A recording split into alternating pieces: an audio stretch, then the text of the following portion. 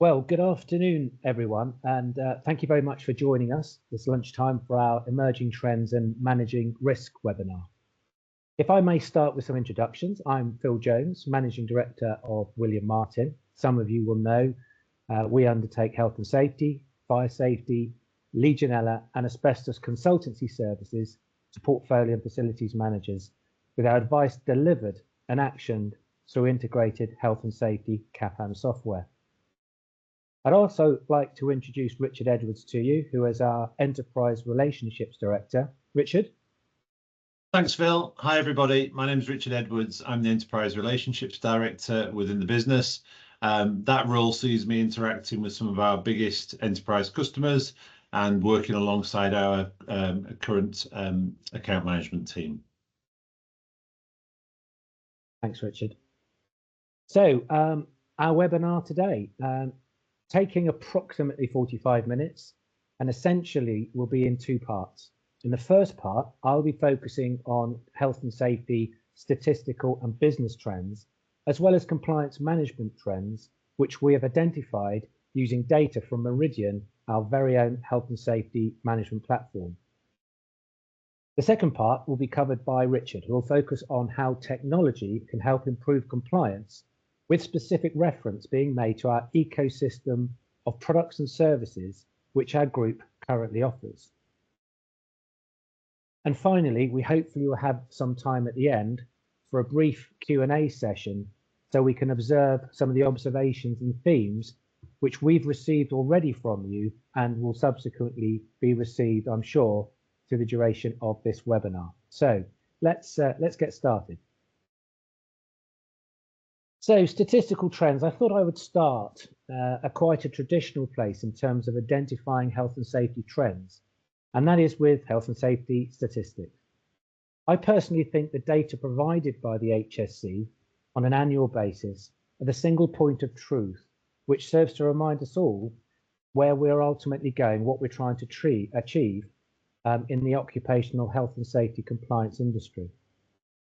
The HSE Historical Picture Statistics in Great Britain 2023 report includes some interesting long-term trends. Take, for example, workplace fatalities. Whilst the chart shows in the last 120 years how deaths at work have reduced substantially, in 2022-23, there were still 135 workers killed in work-related accidents in Great Britain.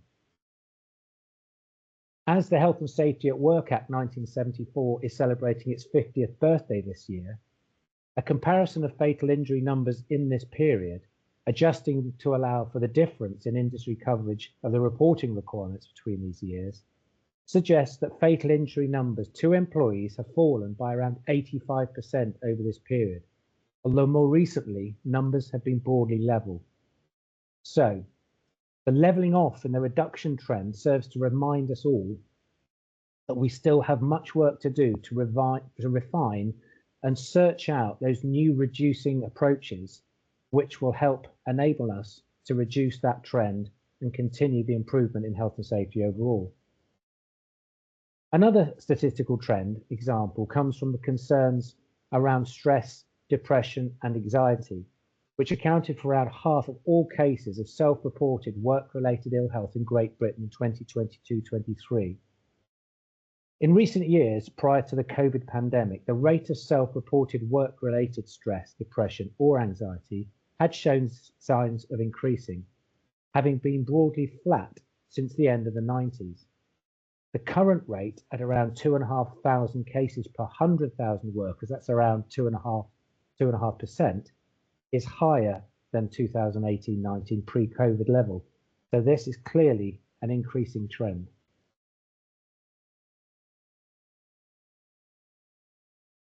So moving now to more general trends, it is interesting to review the health and safety issues where it's expected to be at the forefront for businesses in the future. And here we have selected what we consider to be the top 5 critical trends to focus on.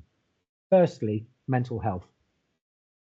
As illustrated by the statistics, the workplace is increasingly recognised as a pivotal space where mental health challenges are identified and addressed.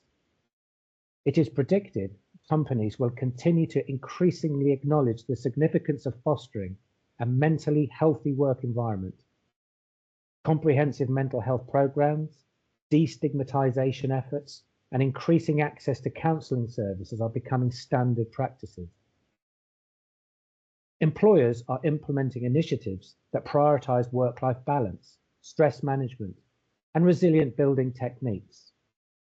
Regular mental health check-ins, flexible arrangements, and educational workshops on mental wellness are being integrated into corporate cultures to support employees' emotional and psychological well-being.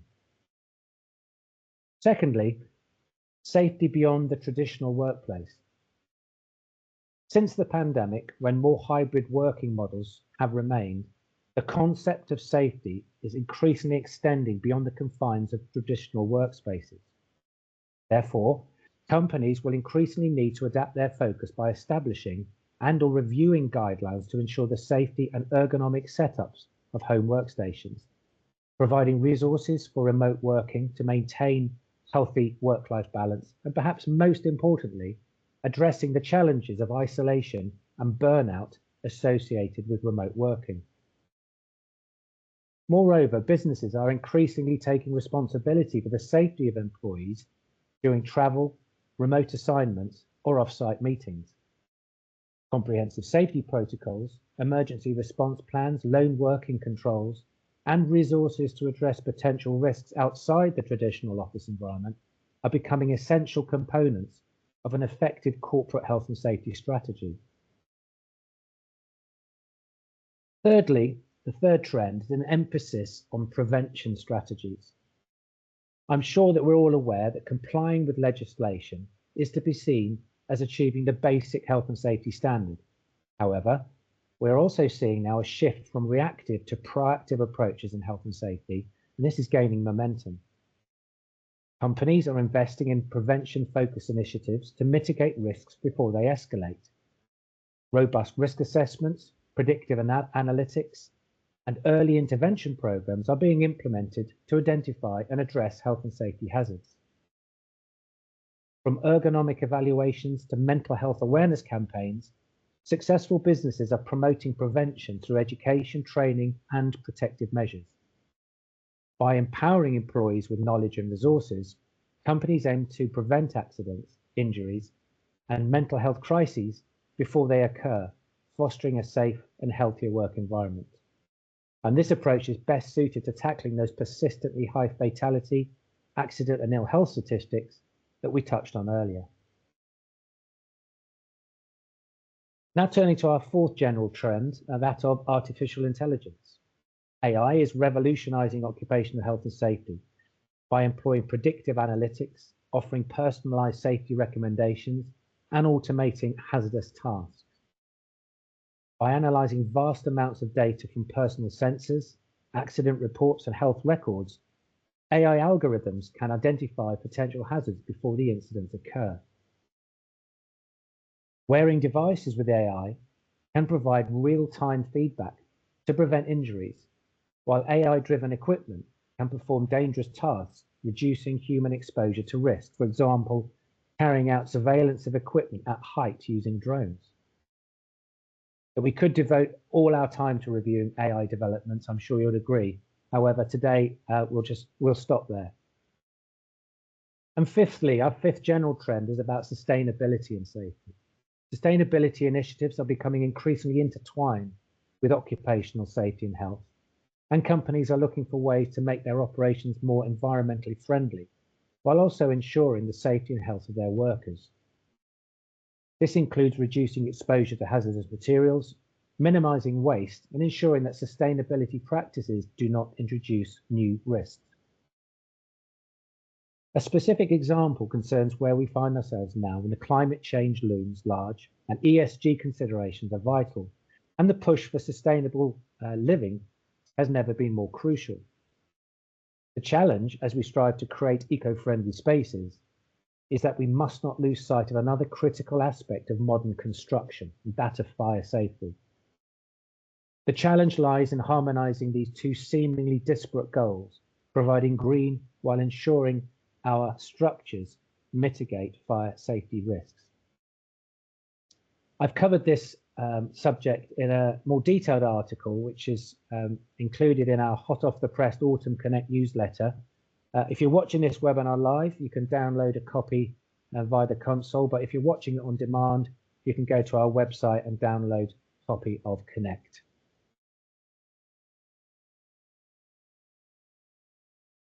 So now turning to the trends that we here at William Mart have identified in the principal sectors that we currently operate in, namely commercial, residential property facilities management. Earlier this year, we published our first property compliance report detailing 10 key industry trends that we think will be of interest to property and facilities managers and to compliance professionals alike. We identified these trends by reviewing around 20,000 risk assessment and survey reports held on Meridian, which our consultants produced for clients from April 23 to March 2024. Whilst we don't have time today to explore our 10 key industry trends in any significant detail, I hope by presenting the highlights will give you sufficient insight.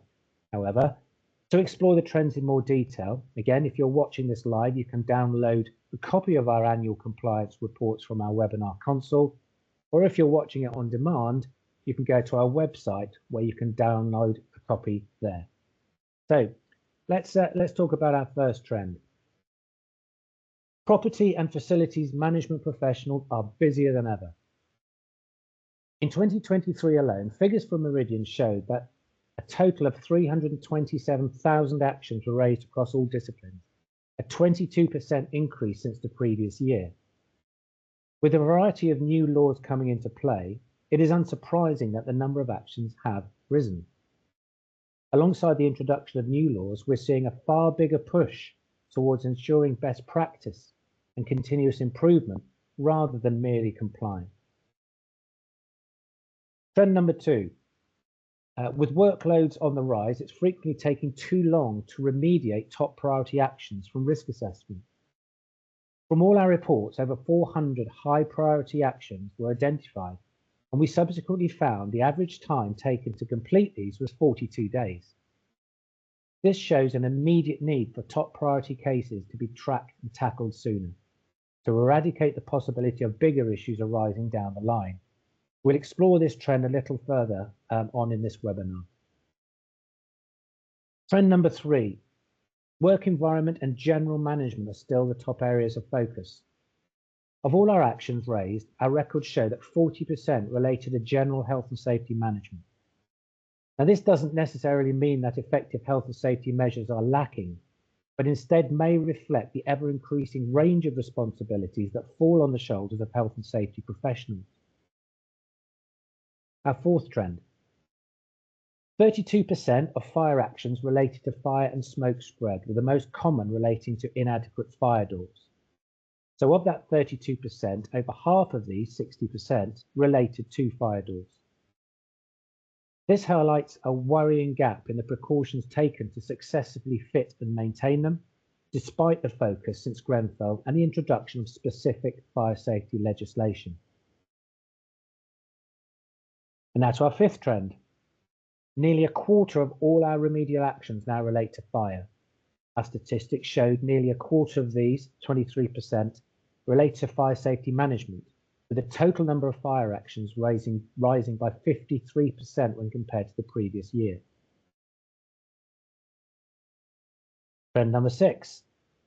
10% of health and safety actions relate to preventing slips, trips and falls. Last year, our records show that 10% of health and safety actions related to preventing slips, trips and falls. Of these, 32% happened on surfaces or on the same level.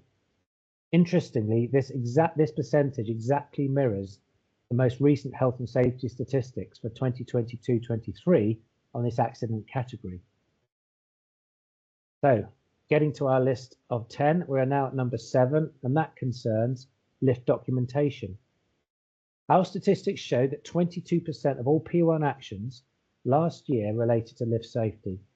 A particular problem we're seeing is the lack of readily accessible thorough examination records, not necessarily meaning the actual passenger lifts run safe, just the inability to prove that through that external documentation.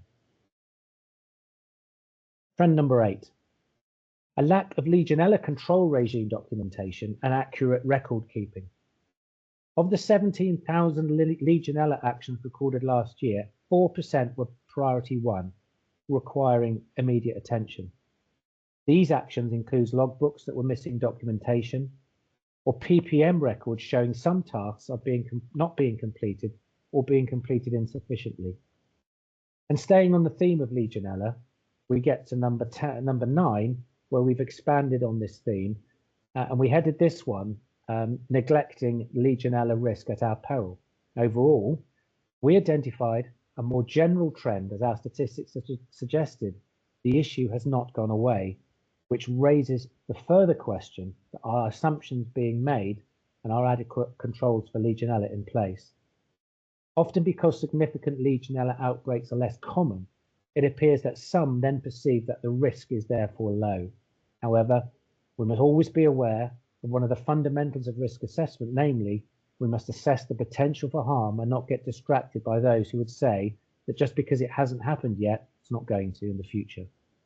Finally, trend number 10 relates to asbestos. Even though we recorded a similar number of remedial actions when compared with last year, there was a 29% increase in the number of actions requiring asbestos removal. This indicates the poor condition of asbestos in many of our buildings. And just expanding on this trend for a minute, in the realm of asbestos risk management, identified actions are often driven by due dates, for example, when a re-inspection report is due, which I think we'll all agree is essential in demonstrating legal compliance. However, as well as demonstrating legal compliance, those with asbestos management responsibilities must also increasingly focus on the practical and effective on-site asbestos controls, particularly around contractor management and sharing information, for example, asbestos registers, if we are to improve on this particular trend. And then the final part of my part in the presentation concerns just choosing one of those trends and having another look at it, looking at it in a bit more detail. So the one we chose to have a look at concerns the time it's taking to remediate top priority actions. We had conversations with various clients who gave us some thoughts as to why this might be the case, and we identified the following challenges. Firstly, limited resources, constraints on resources, specifically limited personnel. And there may be a shortage of staff with the necessary expertise to address the identified risks promptly. Secondly, high volume of risks with multiple priorities. With an increasing number of risk assessments, there might be a growing list of top priority actions, making it difficult to access all of them or assess them and address them in a timely manner. Insufficient processes. Resilience still on manual process for tracking and managing risk assessments can lead to inefficiencies, and obviously linked to that, lack of automation. Absence of automated systems to streamline the identification, prioritization, and remediation of risk can again slow down the process. Another challenge was around regulatory and compliance. Keeping up with constantly changing regulations can divert attention and resources away from routine remediation efforts. Number 6, compliance overload. The burden of meeting multiple compliance requirements can overwhelm available resources, delaying the remediation of other risks. And ultimately, misaligned priorities. There might be a misalignment between the perceived importance of risks by different stakeholders, leading to delays in addressing some of these risks. And some strategic initiatives or projects might take precedence over these basic risk remediation efforts. And finally, lack of continuous monitoring, which can result in a reactive rather than a proactive approach to risk management. And a point about delayed detection, as without a compliance management system, delays in detecting issues can result in longer timeframes to implement these remediation strategies. So to conclude the first part of this webinar, I think we can all agree that obtaining documents and being compliant on a risk management system, while absolutely essential, it can be argued, and I've heard it described by some as this alone is only scratching the surface.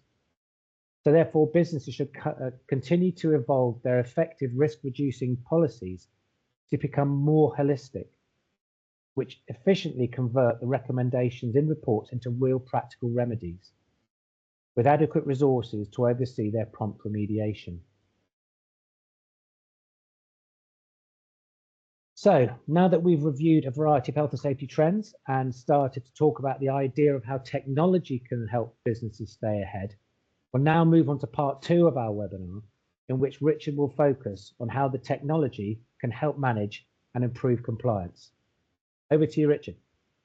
Thanks, Phil. That was really interesting. Appreciated. So in the next sort of 20 minutes, I'm just going to talk about technology and how I think it can affect and make compliance better. But the first slide really is all about setting the scene. Many of you will interact. You will be valued customers of William Martin. You may well even interact with two parts of our business. But what I wanted to do was give the context of who we are as a business and where our technology sits within that. So if we see this graphic on the screen now, we can essentially see that we comprise of 5 main pillars. Employment law and HR with WorkNest, a business that does lots of employment law and HR. Indeed, it has over 10,000 customers. We've then got health and safety with William Martin, who Phil represents, and they do field-based services, health and safety risk assessments, fire safety risk assessments, etc.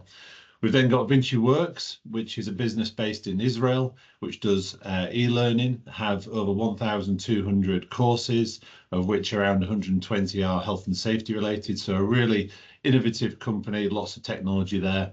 We have Barbour, who many of you will know or at least heard of. It's a business that's really well established. It's been going nearly 70 years, so really well established business. And what it does is health and safety standard updates and health and safety legislation updates.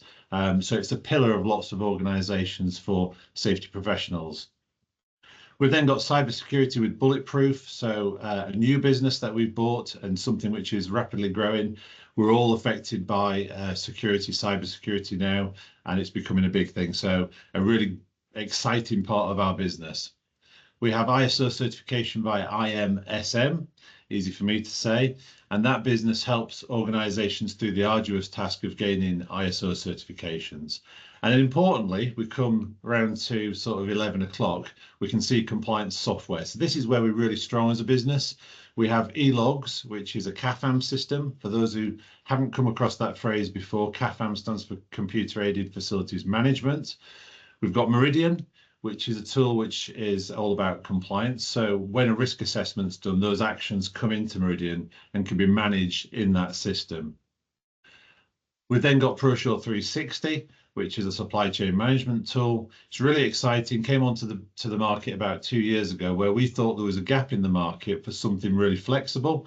So there's lots of these products, but most of them are very strict in what they do. They work to something called SSIP, which is a common standard.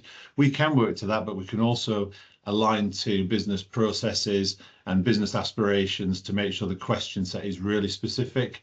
And then lastly, we've got CoreStream, which is a governance, risk and compliance system, really bespoke, used by lots of large international complex organizations where they want something very specific and very specific process and reporting outputs.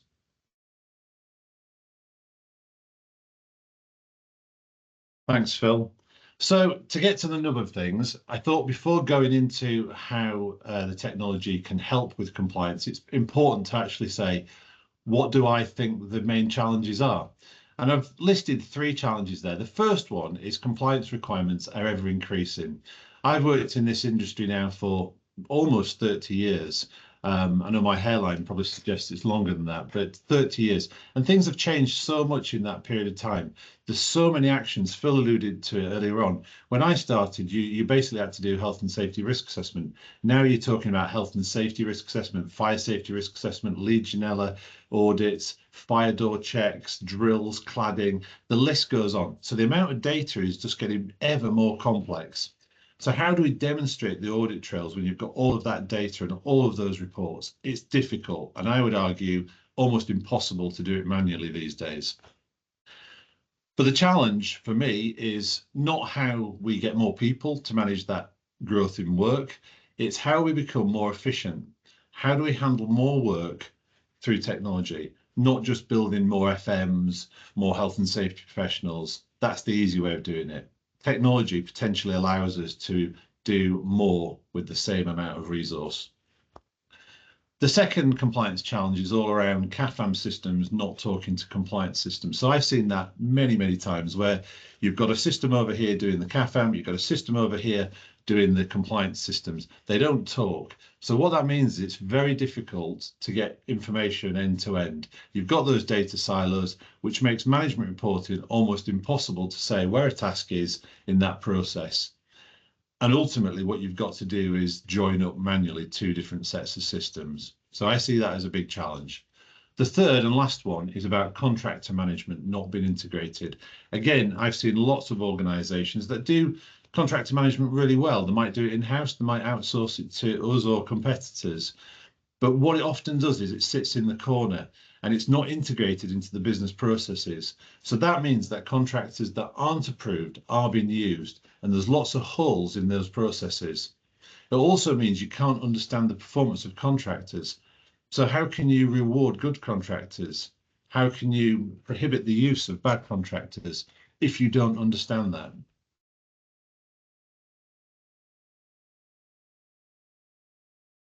So we, over the last 5 years, have been working on integrated solutions. So we think that's the future of compliance technology. It's about integrating things. It's about being open to external systems as well, having open APIs, etc. So we've been working on this integrated solution. eLogs, Meridian, and ProSure 360 are all individual systems that can operate individually, and they do. But where we've worked really hard is to bring these things together. So to give you a little bit more insight into what eLogs is, it's a CAFAM system whereby actions can be managed via a 24-hour help desk. So that means that as actions come into it, a 24-hour help desk chases down those actions and makes sure that contractors' KPIs have been adhered to. We've then got Meridian, which is our compliance system. That's a system that's used by, I think it's 80% of the biggest property companies and FM companies in Europe. So it's well established, it's been going 18 years, and we think it's an industry leader in its own right. We've then got ProSure, which I mentioned earlier on, which is our innovative supply chain management system. And it has this really unique feature that you can have whatever you want. So the requirements of let's say the health and safety, the property industry might be totally different to the retail industry, and we can be complicit in that nuance.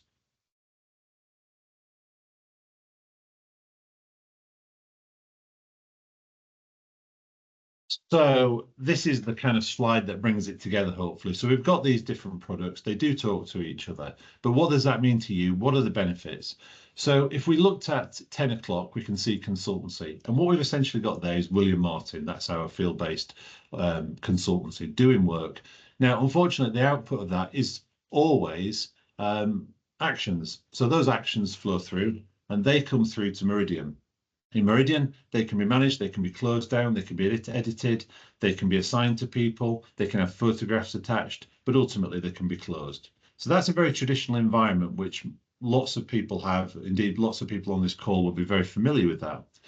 Where we think we're different and where our technology adds real value is Meridian can then forward those tasks to the CAFAM system, to eLogs. That then allows us to chase those actions down in a CAFAM system in a very professional way, using the help desk, all the while using your approved ProSure 360 contractors that are adhering to your question sets and your business process. Ultimately, those contractors close the task down in the CAFAM system, eLogs, and then Meridian and the CAFAM system are mirrored. They are symbiotic, they talk to each other. So what that means is at any point in time, you can have an understanding of where every single action is in that process and where it is in the remediation cycle. And we think that's really unique. There's nothing else that we know about on the market that does anything like that.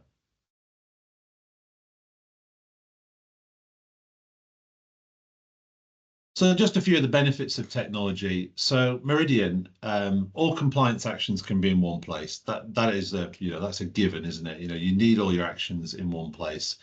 We have user-specific dashboards. So if you're a manager, if you're a portfolio manager, if you're a site manager, you want different things. You don't want to be overwhelmed with irrelevant information. So it's very specific to the user, and the system knows what you want. You can even tailor your dashboard, and when you come back in, it knows what you want. We have dedicated modules. So the way that Meridian works is it's modularized, lots of different features. An example is we recently developed a fire module to help customers with the new legislation on residential buildings over a certain height. So it's very easy to use and it's not overbearing. So if you don't need things, you don't see them. It has auditing features as well. So if you have building condition surveys that you go out and you're using a piece of paper, we can replicate that audit process, put it onto our system. You can go out with a handheld, and then it brings all that data into the mix as well. So you've got all the risk assessment data, you've got all the audit data, and that gives you really, really strong management information in one place. People often say to us, Meridian, using systems can be expensive. Well, the way that we work that is there's 3 levels. So we've got compliance, professional, and enterprise. Compliance is our off-the-shelf provision, useful for many customers, and lots of people use that. It's the cheapest solution. We've got professional, which adds more reporting, more complexity, more features, which is great for lots of customers as well. And then lastly, we've got enterprise, where basically we sit down with a customer and we talk about exactly what they want. How do they want the escalations to work? How do they want the reports to look? How do they want the terminology to work as well? Some businesses are very specific on how they phrase things. So we've got that 3 different levels. So there's something for everybody. People often say, is technology, is it prohibitive? Well, my answer is no, because there's always a level that you can jump on and upgrade, within that process. ProSure 360, it's a really flexible question set. It's cost effective. So the way that system works is the contractors pay an amount to go onto the system. They get loads of value add. They get £1,500 worth of value add. And then the client gets a supply chain, which is managed very cost effectively. And it's a reduced risk of internal burden. So we've done some research, and typically to manage 500 contractors in a supply chain, that is a full-time job. It's very admin heavy. You're chasing people up for insurances, you're chasing people up on an annual basis for all of that information that they do. And contractors ultimately are not keen on doing that. So it's very heavy in admin, but it's also got the backbone of very competent health and safety people checking that information to make sure it's suitable and sufficient. Lastly, we've got eLogs, and it's the uniqueness there is the fact that it's got the help desk. Very few other organizations do anything like that. So you've got the CAFAM, and then you've got the people element where they're chasing up the actions. It doesn't just sit there and expire. We are very active with that, and that's 24 hours a day. So what happens when we use these systems? Just some touch points here. When we use Meridian, eLogs and ProSure, we can demonstrate to our client base on a number of occasions that they can reduce FM time by 30% or more. Given that we're working with some rather large companies, the implications of that are absolutely huge. You're saving 30% on FM resource cost. We talked about the savings on ProSure with the 500 contractors for 1 FTE. And it's the real ability to understand contractor performance. If you understand contractor performance, you can reward the right people and make the right decisions around procurement. And I think lastly, understanding job status at any time is just a given, isn't it? What happens if the HSE land on the door? What happens if you have an ISO inspection? You need to know where things are.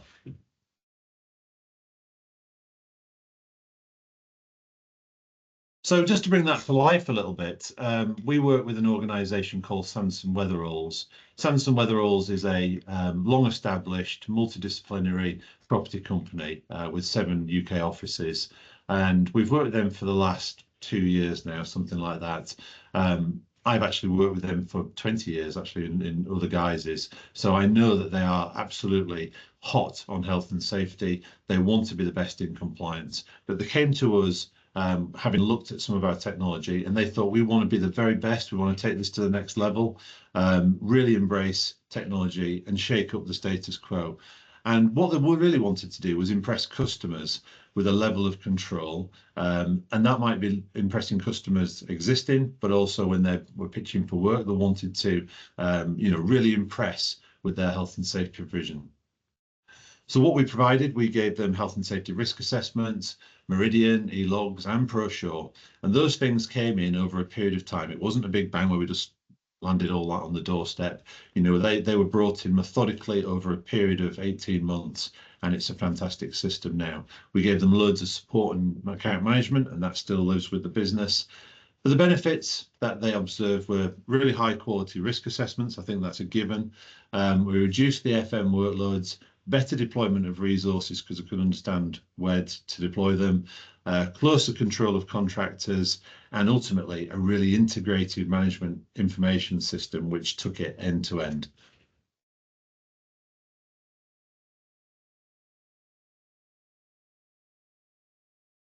So I think this slide's quite an interesting one because everybody on the call will have some resistance to technology. I think that's the nature of being a human, isn't it?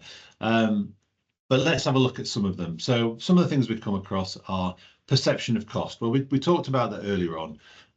Personally, I think the worry about cost is often overplayed.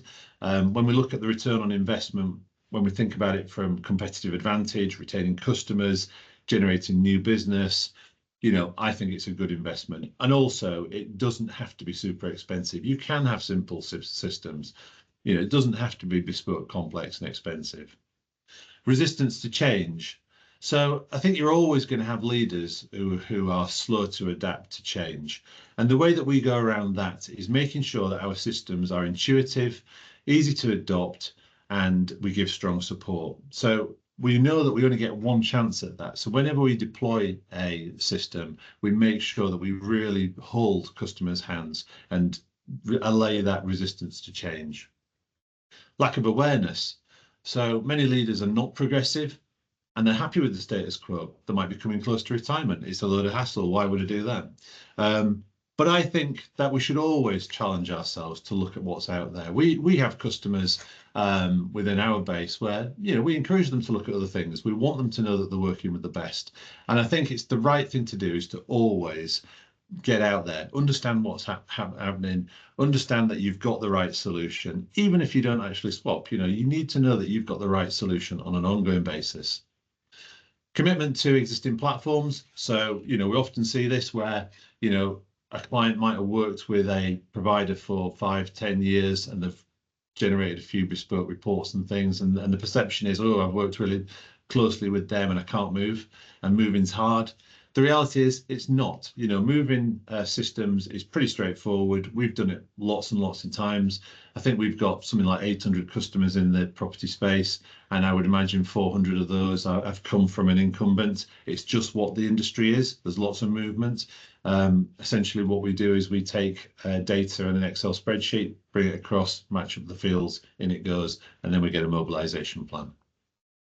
Integration fears. So people often think, oh, I've got all these other systems, accounts and, property management systems, and I need them to talk together. Well, that's fairly easy. All of our systems and all good systems, so if you're using any competitors, they need to be open. You need to be able to use APIs. It's the way of the world now. And, having a system which is closed and isn't, or a company that isn't open to integration, frankly, for me, is not worth the salt. You need to be able to do that, and you need to be forward thinking and partnering with other organizations to join up.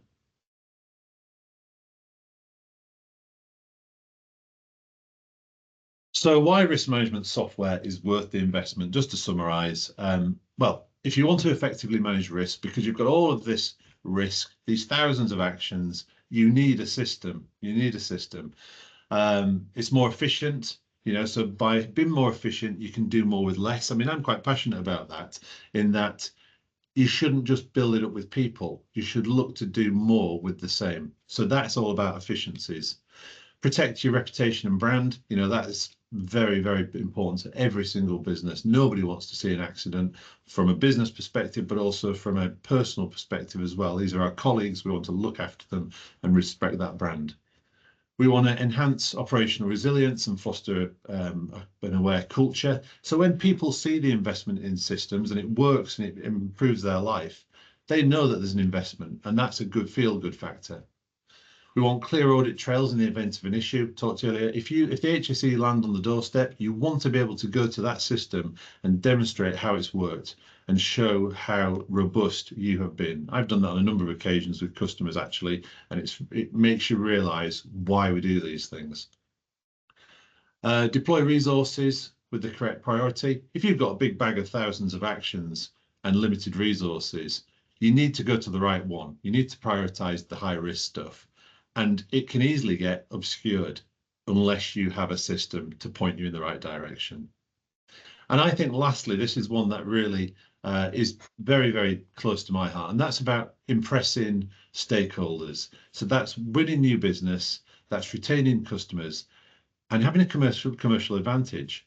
My view of this is we have to do compliance. We have to do that for many reasons. And you can either embrace that and perhaps do 20% more, but you get an awful lot more back from it. You know, you have a safe environment where you are commercially advantageous. So my advice to anybody is attack compliance. Don't be reticent with it. Don't be a passenger. You know, go the extra mile to get that bit more out of it commercially.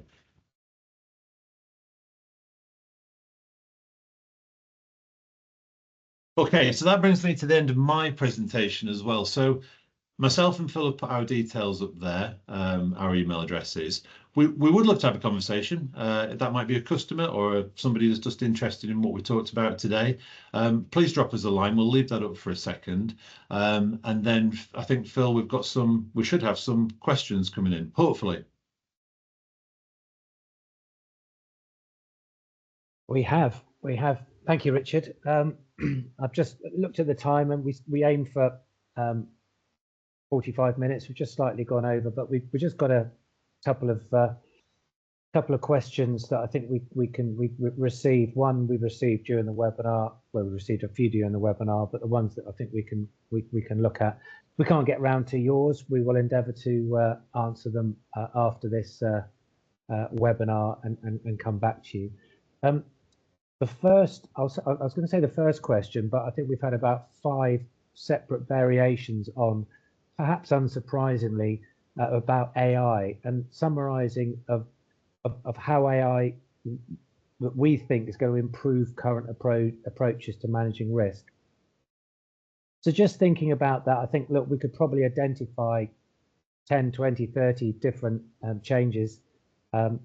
And I think when I touched on it in part 1 of the webinar, we could probably devote a whole webinar. Maybe we will down the line to AI.